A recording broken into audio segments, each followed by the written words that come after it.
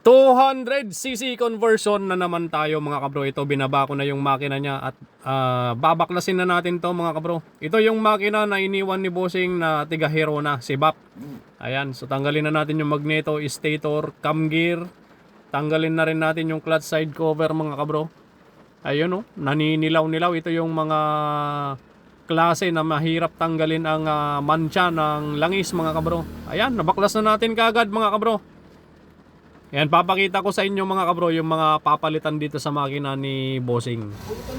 Ayan, nabaklas na natin mga kabro yung makina ni Uncle from Herona, plastado mga kabro.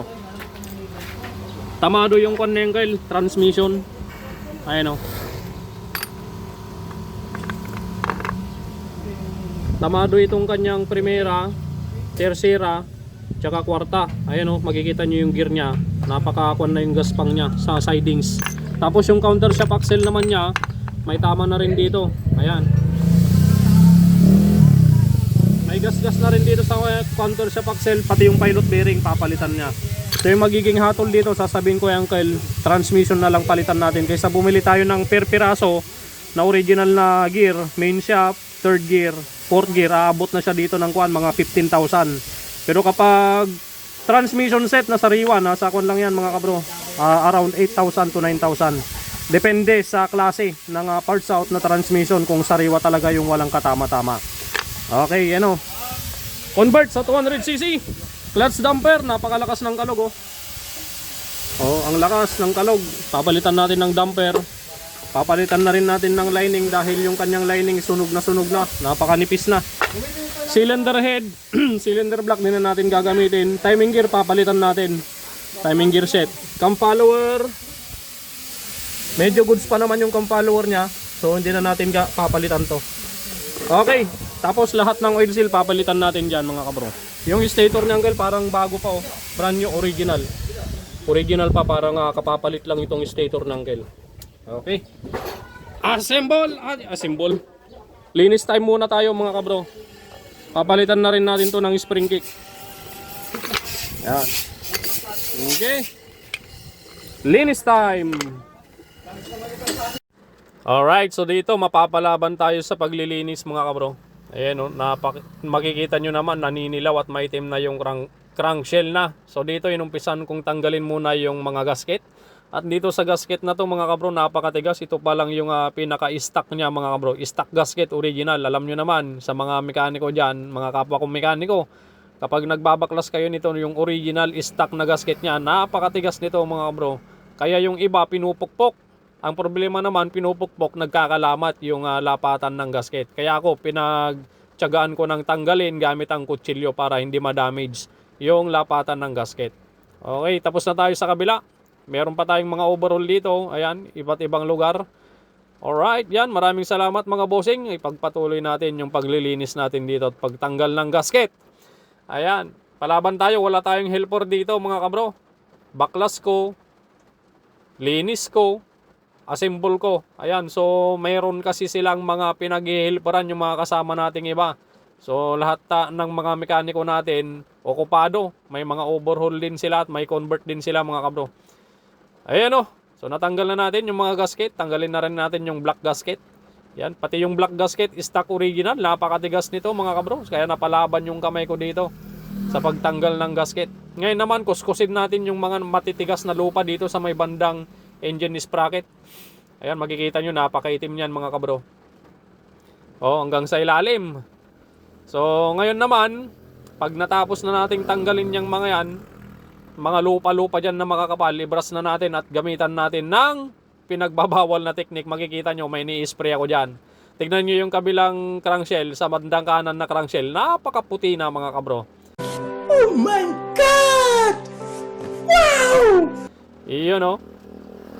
Iyon. So ngayon, babanlawan lang natin yang ng tubig mamaya mga kabro. Okay, yung gamit nating pang-spray dyan, papakita ko sa inyo mamaya. A few moments later. Okay, assemble na natin tong 200cc conversion natin mga kabro. Ayun o, napakaputi na ng crankshell nya. Yung transmission, ipapalit natin ito mga kabro. Yan. Makinis mga kabro, hindi kagaya nung stock nya. Ayan, ito yung ikakabit natin. Parts out lang yan pero quality, makinis mga kabro. Ito yung dati niya mga kabro. Ayan, tamado yung mga gear. Ayan, primera, tercera, kwarta tamado, pati yung counter shop. Okay, so ngayon nasimbolin na natin mga kabro. Let's G! Okay, salpakan na. Kabit na natin yung transmission at syempre kick spring at kick axle. Sunod natin yung sigunyal mga kabro, center gasket at takpan na natin to mga kabro. Okay, nabuna natin mga kabro sa bandang ilalim. Sunod naman natin mga kabro yung clutch damper. Palitan na muna natin yung clutch damper nya. Yung ginagamit nating damper original mga kabro. Dahil hindi tayo gumagamit ng replacement, nadudurog. At yung nadudurog na damper, kumahalo na sa loob ng makina, sa langis mga kabro. Kaya original dapat ang ginagamit natin na clutch damper. Okay, pukpok na tayo. Okay, so lagay na natin yung damper at mga rebate mga kabro. So dito pala tayo nagpukpok dito sa likuran mismo ng gear. Yan, dyan tayo nagpukpok para maganda yung pagkakaipit ng damper at mas matagal kumalog yung damper natin mga kabro. Alright, yan o. Okay, so tapos na mga kabro. Ayan o, dito tayo nagpit-pit mismo. Yung ulo ng rebate nandito sa ilalim. So dito tayo nag-rebate para mas matagal siyang kumalog ng side play. Okay, kung dito kasi tayo magpipit-pit, mabilis umalog ng side play.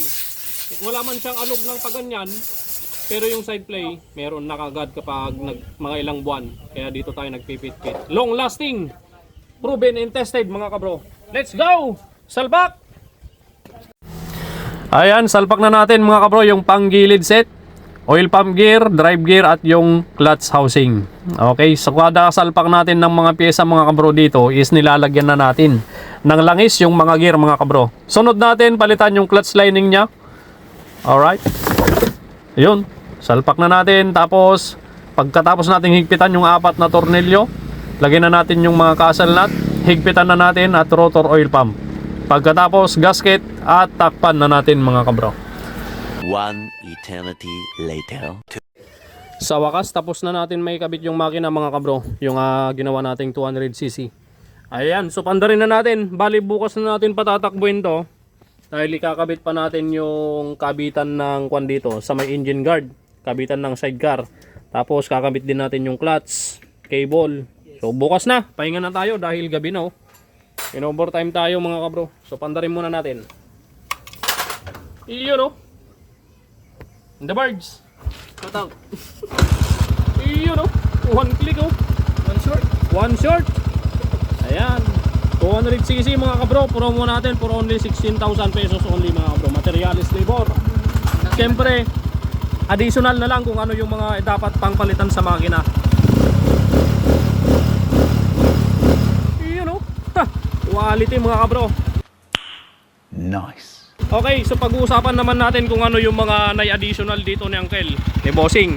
So yung nai-additional dito ni Uncle, transmission set, tapos timing gear, mga oil seal, tapos clutch damper, clutch lining mga kabro, and then spring kick. Siyempre kasama na din dyan yung langis mga kabro na in-additional ni Uncle. Okay, ayan o. Ganda ng andar mga kabro. So tumataginting na kuan yung nagastos dito ng Uncle 16,000 plus additional, siguro nasa kulang-kulang 15k yung na-additional dito ng Uncle kasi yung transmission napakasiriwa yung kinabit natin dito. Okay, so all in mga kabro ang ginastos ng Uncle, sabihin mo na 15,000 plus 16,000, 31. Ano in the birds?